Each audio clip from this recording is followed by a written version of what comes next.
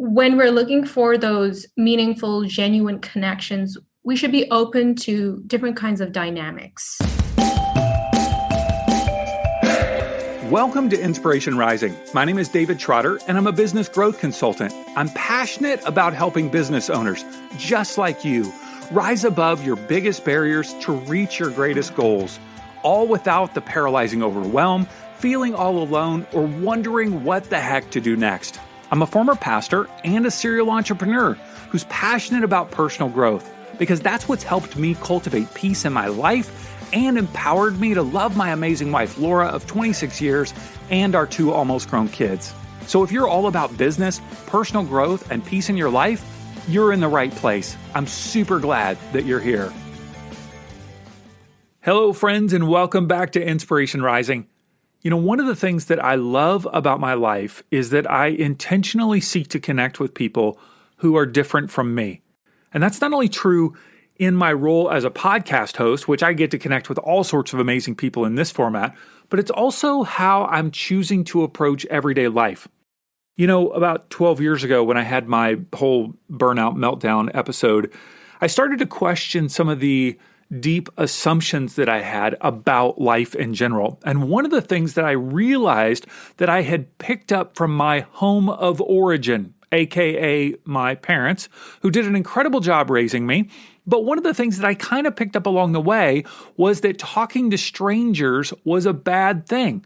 And so we would go out in public and my dad would avoid talking to strangers. And I kind of picked up on like they were against me somehow, or like they didn't have my best interest in mind, or people might do something to me. Now, of course, for little kids, this is a good idea. Don't take candy from the strangers' kids. Okay, right? Or don't take candy from strangers and don't take candy from strangers' kids. Yeah, either one. But as an adult, I had kept that mindset. And I'm thinking to myself, really? Why am I thinking that as a 6'5", 210-pound grown man, why am I thinking this? I mean, most people are probably afraid of me, especially with my unintentional, intense look that is on my face 99% of the time, right? Okay, so what I started doing was I started talking to strangers, and a whole new world opened up to me. You know what I learned? People are awesome, and they all have unique stories, a unique way of looking at the world, and it's a privilege to ask them questions about their life. And so today is one of those opportunities with my guest, Seline Shenoy. A year or so ago, she interviewed me for the Dreamcatcher podcast, and I thought it'd be great for you to get to know her as well. So she's the author of Beauty Redefined, How to Feel Authentically Beautiful in Today's World. She's a blogger and, of course, a podcast host. Now, she grew up in Dubai and moved to the United States when she was 17 years old. Then she ended up moving back and worked in Dubai for 10 plus years. And what we do in this conversation is we talk about the challenge of making meaningful friendships when moving between cultures, something that I've experienced myself. And then we talked about making meaningful friendships in the middle of a pandemic. All right, let's jump into this conversation as you and I get to know Seline together. Well, Seline, thanks so much for taking some time to hang with me today. I appreciate it. Of course, David, thank you so much for having me on your show. All right, so I know that you have moved between the United States and Dubai at least once or twice, I think. And I've been to Dubai a couple times, and wow, what an amazing place. I can't imagine, because when I moved from Kentucky to California, I was 16, and I got made fun of for the clothes that I wore and my accent. You know, I had a Southern accent. Southern drawl, yeah. Oh, and so I like the accent actually, but well, maybe I'll, magically have it come back. How did you go about building, friendships and meaningful relationships in those moves? Yeah, David, it was really tricky, and it still is. I mean, I moved around a lot, as you pointed out. I grew up in Dubai, and I lived in the United States for a few years. Of course, I'm here now. I'm out in Los Angeles, but I also lived in Sweden for a bit. I don't know if you know this. I lived in Sweden for about half a year. And it's been interesting. I mean, Dubai is my hometown, so I already have an established base there. I have a community of friends that I met socially. I have friends from school. I have my family, of course, family friends. And in the US, all the friends that I made were in the schools that I went to, the colleges that I went to. Mm-hmm. And I also made some friends in the workshops and the seminars that I attended. And I think that's normal. A lot of people tend to get close to those who are in close proximity to them. I mean, it's just easier, right? And there is a term for this in psychology, and it's called the exposure effect. I don't know if you've heard of it. It's also called the familiarity principle. Mm-hmm. People tend to prefer things and people who they see more often, who they're familiar with, and they tend to associate more positive qualities with them. But that doesn't always mean that they're a good fit, that they're actually compatible with them. It's just that it's just more convenient, Right. you know? And I realized that this was happening to me when I found it increasingly harder to relate to people around me. As I got more involved in my interests in personal development, and really developing my career as a content creator, as a journalist, I really felt the need to really reach out to people who share my values, who can inspire me, who can really teach me something new. So I started joining online groups. I went to workshops. I went for meetup events, and I started seeking like-minded people. But that's not to say that we shouldn't associate people with whom we have a common interest or who don't seem like a perfect fit. I think that you have a different dynamic with every person that you meet, right? Mm-hmm. And I have a couple of girlfriends who I love to go out with. I love to have, I don't drink, so I go out for coffee. And, we just people watch, we have a good laugh. And it doesn't matter whether or not I have an intellectual conversation with them or, deep philosophical conversations. I just have a good time. So I think that when we're looking for those meaningful, genuine connections, we should be open to different kinds of dynamics. And that's what I've learned over the years. Mm-hmm. Take me back. How old were you when you moved to the United States? Did you come here for school? And what was that first like? Did you have a Southern Dubai accent or? So I was 17. But just to give it a bit of context, I'm extremely familiar with the United States, because my family and we travel there very, very often when I was growing up, because my dad had some business associates in San Francisco.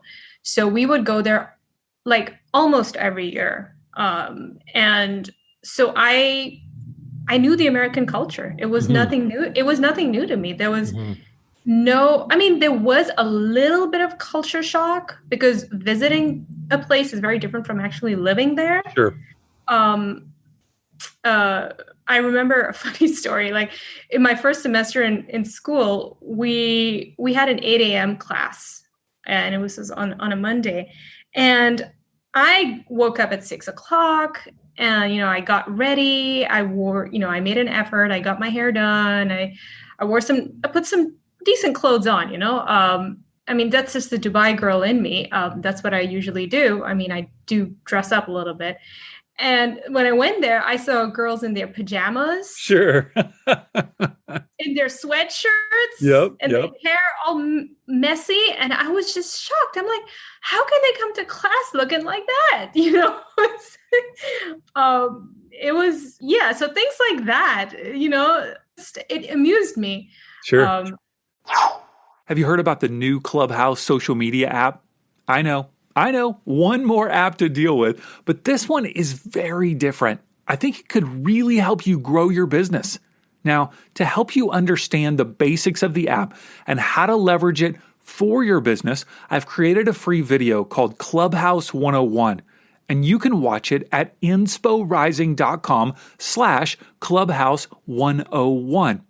I'll show you all the screenshots from the app, how to use it, and the 5 ways that I believe are the secret to growing your business in 2021. Check it out. It's absolutely free at insporising.com/clubhouse101. I had a similar experience actually moving from Kentucky to California, because in Kentucky, it was a bit more of a preppy environment. Now, this was back way back in 89 when I moved. So there was a bit of a preppy kind of vibe with like Sebago leather shoes, khaki pants, a polo. Yeah. And then I moved to California, and it's shorts and flip-flops and tank tops to school. And we weren't even allowed to wear shorts or a tank top to school in Kentucky. And that was just a public school.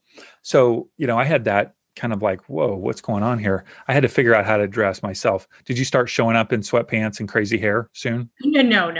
I mean, I couldn't. Well, I became a little bit more casual, but I couldn't get to that level. Sure. So because you traveled a lot and you ended up going back to Dubai after college, is that correct? I did. I went back. I was there for about 10 years, give or take. And was that challenging moving back? I know you already had some friends, but like, was that a reverse culture shock? It was. It took me a while to get back to the whole Dubai groove, What were the challenging things? Wow. What was the challenging things? I mean, it was just, I'd say the people are different. I mean, you're dealing with different cultures in Dubai. First of all, Dubai is a melting pot. You get people from all over the world.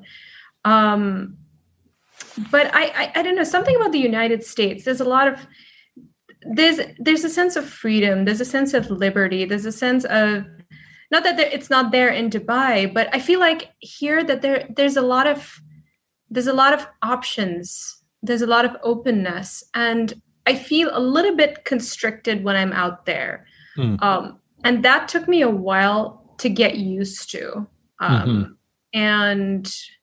I just feel more at home in an open society, where there's a lot of diversity. So, which is why I like it out here in the United States. And that's why I am here, to be honest. Is your family still in Dubai? Yes, everyone's out there. Okay. How do they view you? Are you like the black sheep? Like you've just gone astray? You're out in crazy Vegas, Hollywood, trying to, Yeah, I'm definitely the black sheep. My mom is like, she's all for it. She's like, yeah, go do what, go chase your dreams, do whatever, just stay out of trouble. And my dad is a bit more conservative and old school, and he doesn't really get what I'm doing right now. So, but that's okay. One of the things that you mentioned in the beginning was the whole idea of being in proximity to people, and that it's easier to make friendships that way. One of the things that I have found is that the older I get, and even my wife and I as couples, trying to make those other friendships post college.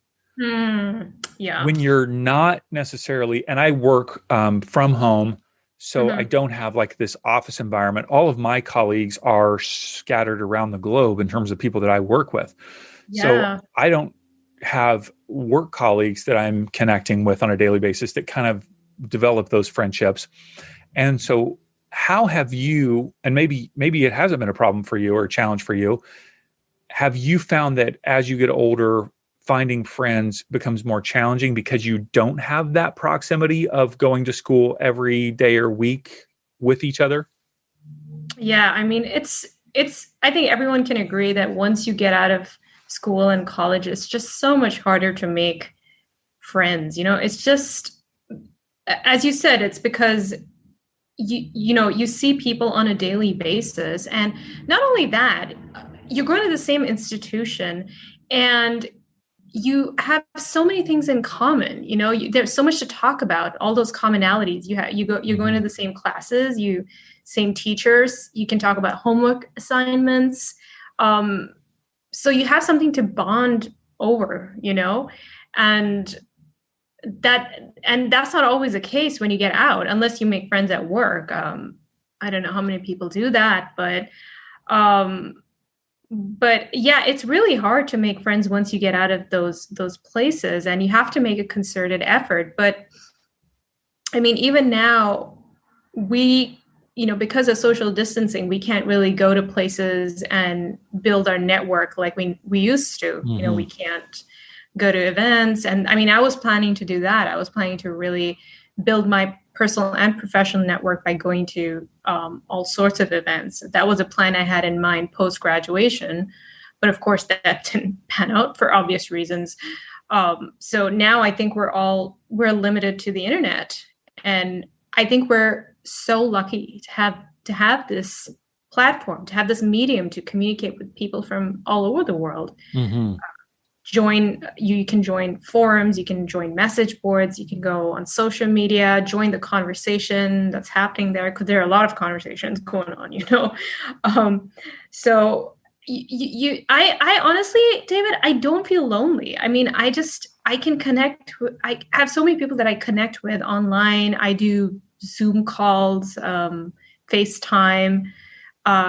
So I think virtual connections, they're great. I mean, of course, they're no substitute for face-to-face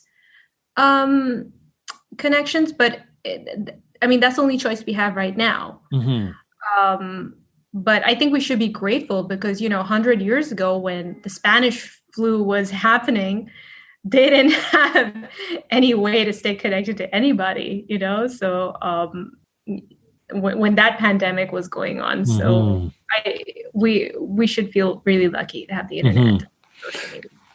Help me think through some options. If a woman's listening now and is feeling, she is feeling perhaps a bit disconnected or lonely. Maybe there isn't that ability to connect as easily in person as you've mentioned. What are some options in terms of either people that she already knows or possibly people that she'd like to get to know? Like, give some practical tips of what you would suggest that she could do to not wait another 3, 6, 9 months to develop meaningful relationships and use the pandemic as an excuse.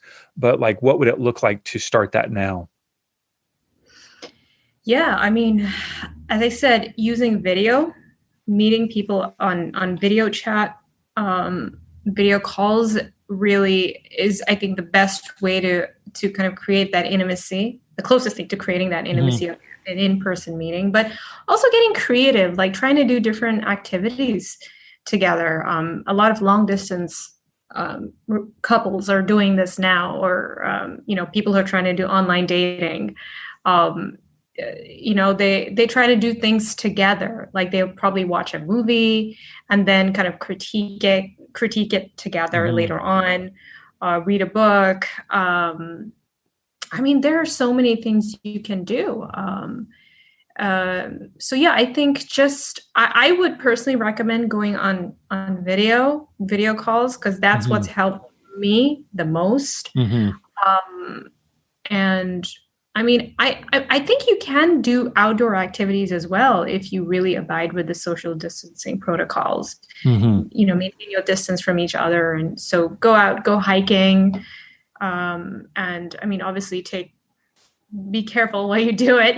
Wear your mask and everything. But yeah, I still think outdoor activities is an option for those who prefer to meet in person. I just, when this episode comes out, I will have already released an episode on the Clubhouse app. Have you joined Clubhouse yet? Are you familiar with that app?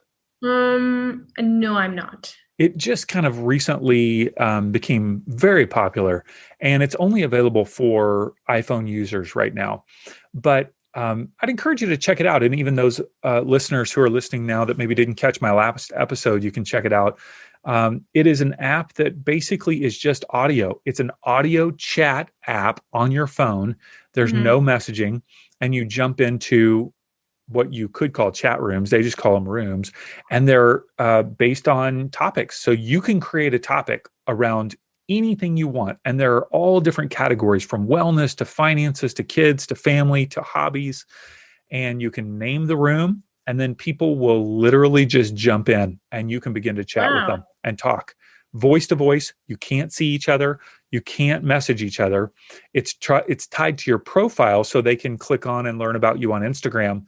But I've actually been developing new connections through Clubhouse just over the last couple of weeks of people that I would never meet. I did a coaching session for a couple hours on Clubhouse the other day, and was talking to a lady in India, talking to a lady in Norway, talking to a lady, people here in the United States, to bring some coaching. If you're not looking to provide coaching, but you're just looking to network or connect, it is an incredible app. So encourage people to check that out. And I Yeah. encourage you to check it out because I think you would love it. I really do.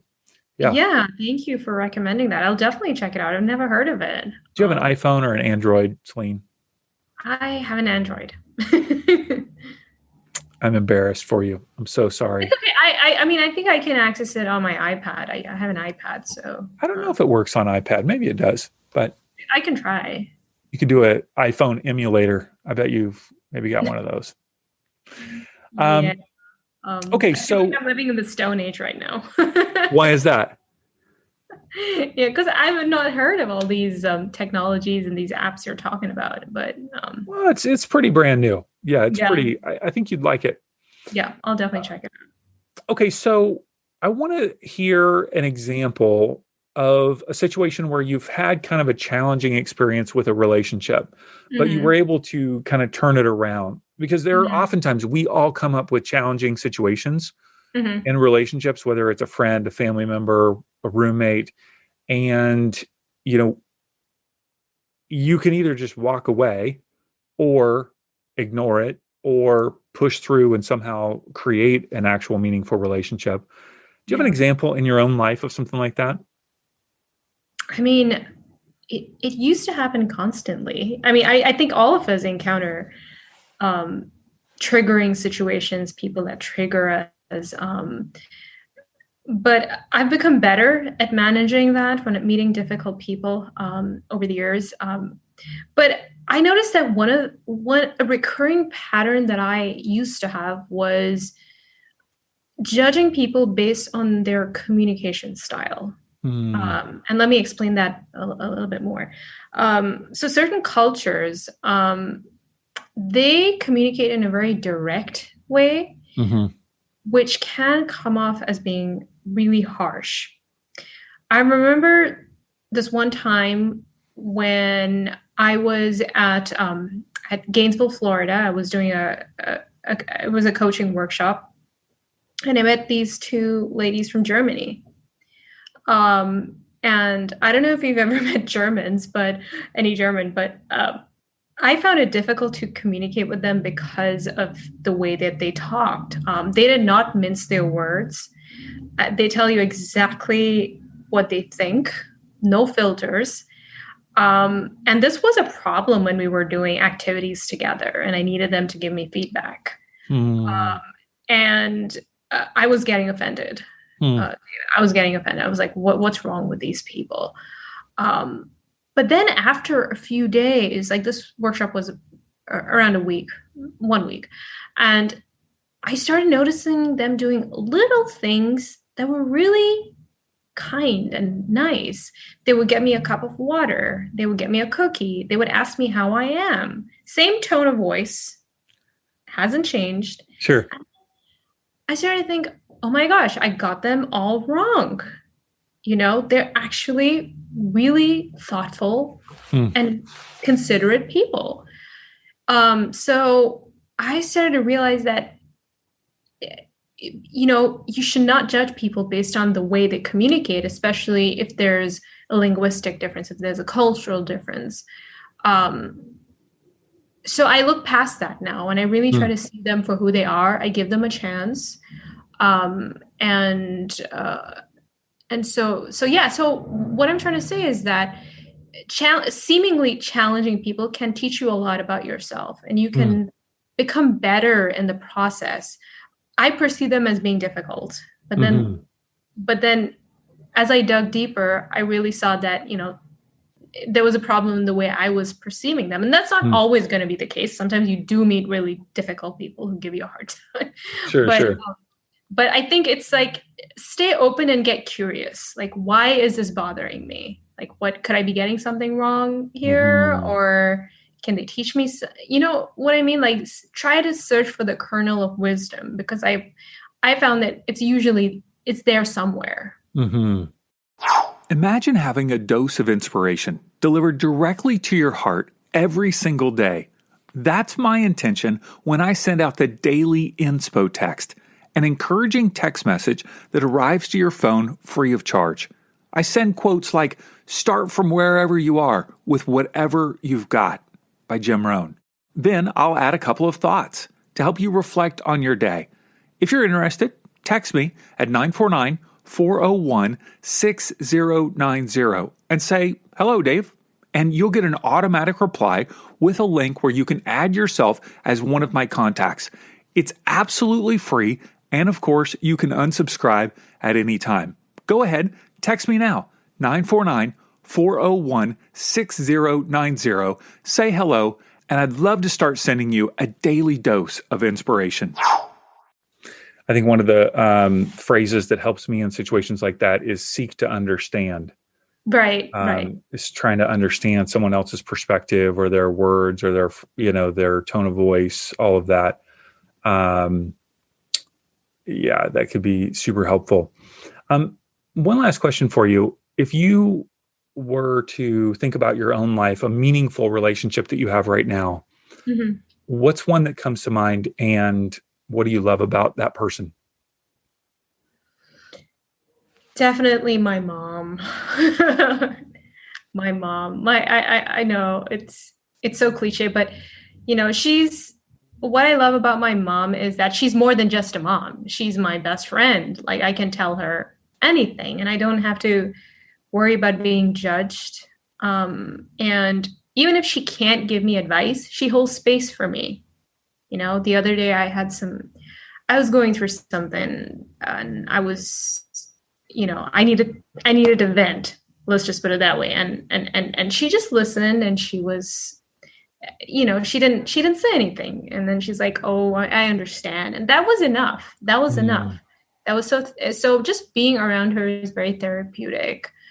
She genuinely has a very maternal instinct, and she's very nurturing. And I think that's what I look for in all my relationships. I ask myself, especially if I want a commitment, if I want to really get close to them, the first thing I want to know is, can I trust this person, and do they have my back? Will they have my back? Because that's not always the case. People are not always consistent in the way they treat you and their behavior. And for whatever reason, I'm not going to judge them. But if I want to get close to you, and even if it's in a professional sense, like if we're going to become business partners, I want to know that you're going to deliver and you're going to stay true to your commitment. So I think if you have relationships like that, really hold on to them. Like, they're rare. They're absolutely rare. So yeah, definitely my mom. She's my rock for sure. That's beautiful. Yeah. Well, people can check out your website, which is thedreamcatch.com, which you post articles on a regular basis. And you've got the Dreamcatcher podcast. And also you've got an ebook called The Fast Track Guide to Creating Your Dream Life, which is available at thedreamcatch.com. Tell me more about that ebook and why, how somebody would benefit from reading that. Right. When you hear the title, it might seem like a really tall order. So what I'm basically offering is like a template of the basic steps that you can take to, just the initial steps you need to take to begin building those tracks that will take you towards whatever goal or vision that you have in mind. So it's a book filled with tools and exercises and reflective questions that you can ask yourself. And those who have downloaded they've got a lot from it. So I definitely recommend checking it out. It's free. And I also want to mention my book, Beauty Redefined, since a lot of your audience most of your audience are female, they might find some value in that, especially even if they could even gift it to their daughter, or, their any other female members of their family or friends who is struggling with body image issues, or who just needs a boost of confidence. I think they'll find a lot of value in that book. They can download a free chapter of the book at beautyredefinedbook.com. Awesome. Yeah. Seline, thanks for being with us today and sharing about relationships and how we can cultivate those during this crazy time. Yes. Yeah, I think you've shared some good nuggets of wisdom, and I appreciate it. Thank you so much, David. I love talking to you again. Thank you. Hey, congrats on listening to another episode of Inspiration Rising. Why congrats? Because you're pouring education and inspiration into your mind and heart. And that's something we all need if we're going to grow our businesses and reach our goals in life. Now, if you enjoy Inspiration Rising, do us a favor, share it with a friend. Take a screenshot of your favorite episode and text it to them. Tell them to search for Inspiration Rising on their favorite podcast app and click subscribe. And if you haven't already, be sure to sign up for InspoText. That's our daily inspirational text messages. Just text me right now at 949-401-6090. That's 949-401-6090. Just say, hey, Dave, what's up? You'll get an automated reply with a link where you can add yourself as a contact. And of course, you can always unsubscribe. I want you to know today that you're inspired, empowered, and loved. Not because of the way you feel or what anyone else says about you, but because that's your true identity.